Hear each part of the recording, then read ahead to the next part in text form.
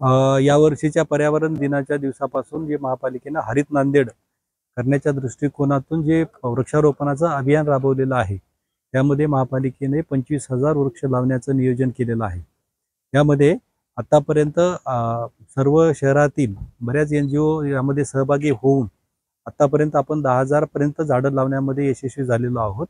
अशाच पद्धतीनं आपण या पुढील 2 महिन्यामध्ये 25,000 वृक्ष लावण्याचे प्रयत्न करणार आहोत. आज महापालिकेच्याच पाणीपुरवठा व मलनिस्सारण विभागामार्फत डंकिन या ठिकाणची जी STP आहे त्या परिसरामध्ये वृक्षारोपणाचा कार्यक्रम हाती घेतलेला आहे. या परिसरामध्ये एकूण 300 झाडं लावून महापालिकेचाच पाणीपुरवठा व जलनिस्सारण विभाग हा त्याचं संवर्धन करणार आहे. त्याचं आज वृक्षारोपणाचा कार्यक्रम या ठिकाणी आयोजित केलेला होता आणि तो संपन्न झालेला आहे. डंकिन परिसरच का निवडला?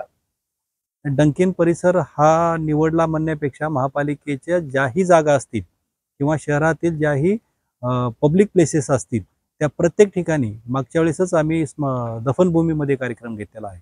मंदिर असो, मस्जिद असो, दफनभूमी असो, स्मशानभूमी असो, उद्यान असो, अशा सर्व ज्या ठिकाणं आम्हाला झाडं लावण्यासाठी उपलब्ध होतील त्या प्रत्येक ठिकाणी आम्ही झाडे लावणार आहोत. पण इथे STP आहे.